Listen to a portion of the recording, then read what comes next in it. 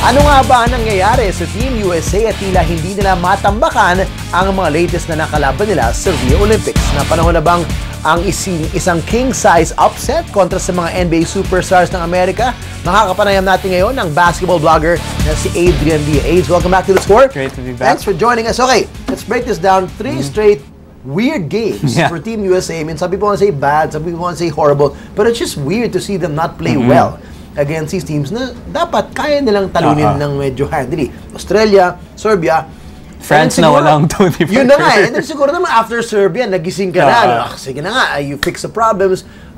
They did better in the first half or so. Better defense, better ball movement. Pero yun na naman, nahabol na naman sila sa napapanood mo, sa nababasa mo, anong nangyayari sa Team USA? It's mostly on defense kasi yung problema nila. Like, if you watch them play, number one, yung mga big men nila, they get into foul trouble so easily. And they only have two. They only really have DeMarcus Cousins and DeAndre Jordan. Right. Tapos nakita mo, they tend to gamble a lot for steals to fuel their transition game. When it works, it's great. You get tremendous slam dunks that are really demoralized. Pero when it doesn't, a guy gets out of position and it's an easy basket. Open and shots. then finally, you know, when they're trying to switch, they try to switch a lot because they have a lot of long-armed 3D players. But then when they switch, minsan, uy, tao mo, tao. You can see them really look confused. And of course, because these are just a bunch of players that are thrown together with very little playing time, it's understandable. But when you add them all together, those defensive problems are the ones that cause these really close games. Correct. Isa sa mga napuna ko na rin, and I've heard it some podcasts being discussed, is the problem of DeMarcus Cousins. He's not a great defender to begin with. He's not a great pick-and-roll defender. So, inaatake siya doon. Definitely. And when you talk about the international game, they run screens, run pick-and-rolls. Kung ako si DeMarcus, hilo na ako eh. I mean, how do they solve that? Do you sit him down and let DeAndre play more and maybe Green play more at the 4 and 5? I like the idea of Green because it accomplishes rin the need for somebody to play the role of parang defensive coordinator ng team. The guy to call out na, okay, switch over there. Tao ko to. They don't really have that right now with Jordan or DeMarcus, especially because DeMarcus is usually, if you look at him play, he tries to conserve his energy to play on offense. But in this case, when he's not the star player, he doesn't really need to do that naman eh. And as a result, he's kind of out of position minsan, and that leads to that foul trouble. Okay, and even some of their stars, like the superstars na, yung mga veterano dyan, Durant, Carmelo, they've been okay offensively, pero defensively, taranta rin sila eh. They're getting beat backdoor, things like that. And as you said, communication, does it have to start with them? I mean, they're the leaders of the veterans, so do they have to step up defensively and be more vocal as well? For me, the player na I'm medyo disappointed about is Kevin Durant because when we last saw him in that series against the Warriors, everyone wanted to see him play at the 4, and when they did do that, he had so many steals, so many blocks. He was using his pterodactyl wings to like block and then to discourage driving. But then if you look at him now, he looks sometimes disengaged because on offense naman, he's just standing there in the corner sometimes while other guys take the ball. So I don't know if he's the type of player na kailangan you have to give him a steady diet of shots to keep him engaged in the game.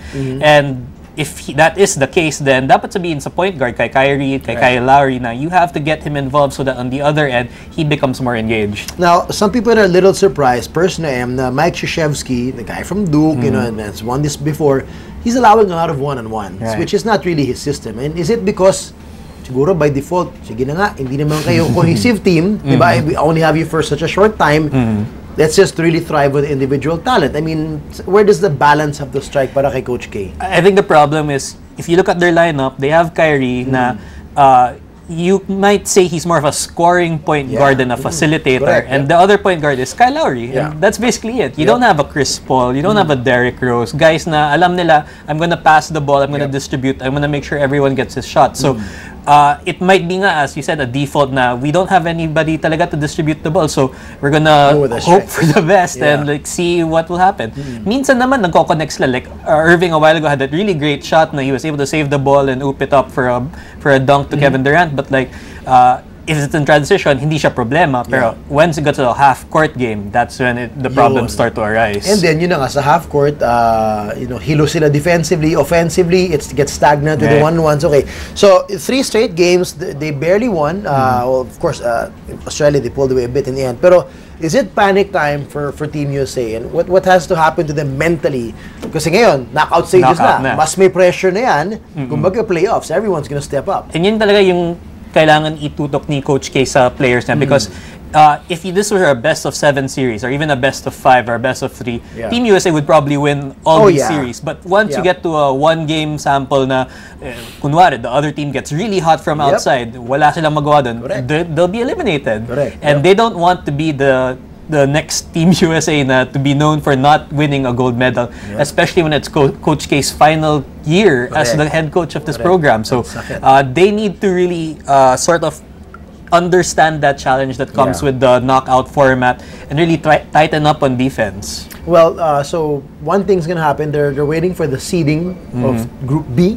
Tomorrow, so they'll play the 4th seed of Group B. That's a bit of a relief. So you're playing the 4th seed for one. Right. But the next round, they could see already probably France again. Or Australia and again. Yung mahirap dun sa Group B is that if you look at the lower tier, Nigeria is involved, Spain is involved, Croatia is involved. So as early as the first game sa quarterfinals, baka malaro na nila yung Spain.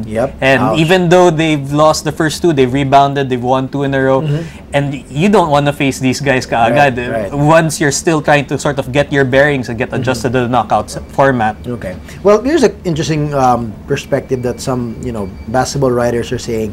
Itong Team USA, dapat na ba sila makontento for just a gold? Or do they still aspire for domination? What Team USA is used to do. Yung problema siguro dun is when they played the exhibition series and when they went to the first 2 games, they were blowing people out by 40 plus points. So they set the tone. Siguro they thought na, okay, if we just show up and we play like this, kaya naman na we'll win by a huge amount. But I think Australia really showed na we're not intimidated of you guys because they have so many NBA players.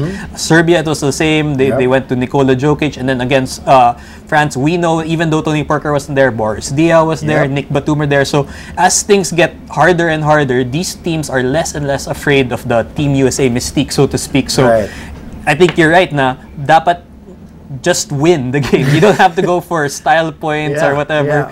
Just beat them, and then afterwards, let's see where the chips fall where they may. Okay, so from what we know of Coach K and his coaching staff, how do you think he can turn things around in a couple of days? And kumbaga, ihandang-handa sila para sa knockout stage. So just 3 games away from a gold medal. Can they pull it off? It really falls on the Coach K's defensive coordinator, Tom Thibodeau. And as we know, Tom Thibodeau is a guy who he will really be a drill sergeant. Siguro he's less of it now kasi alam niya na given the circumstances, it's not a full training camp. These are NBA stars. It's not role players and all that. But I think right now he really needs to crack the whip to get these guys to really fall into order. If they need to shake up the rotation, siguro ito na yung time to do it because if they lose, as we said, wala na talaga. So with Thibodeau there, as you said, it might tweak the focus defensively. Do you see potentially, and some of the people are also discussing lineup changes, rotation changes. Do you see that as a possibility with Coach Tibbs probably needing to step up some more as well? I think so, and if they get against a team na walang true dominant center, I would think that this team would go small more often to really fuel the transition game. As we mentioned, to get Draymond more possessions, to get Durant involved more in the game. If it's against a team like Spain, though, with, as we know, Pau Gasol is there in the center, siguro hindi nila kaya, but depending on their matchups, there might be some teams that they face now that they can do that. Okay, fearless forecast. Anong that feel mo from what you've been seeing? I still think Team USA will win because when you look at their lineup naman, every game it's someone different stepping up for them. We saw Melo, then it was Kyrie, and then now most recently si Klay naman. Hindi siya parang situation na, oh Melo, please save us. Game in and game out. It's not So if they were in the situation where it's only one guy who's saving them kada game, I would be very worried. But the fact na each game they're able to pull someone out, for me that says more about the team's talent than lack of the talent. Which is what they've expected naman because of the depth of talent on this team. They're not probably as great as a teamwork kind of team, but they obviously have the best. When you look at them on paper and you compare them against other teams, mas maganda talaga yung lineup nila. Well, one thing's for sure, it's going to be more interesting to watch them along the way to see the potential disaster. Di na tambakan ni AIDS. Maraming salamat. You'll see you next time. No problem. Thank you. For more sports updates, keep watching The Score. And don't forget to subscribe.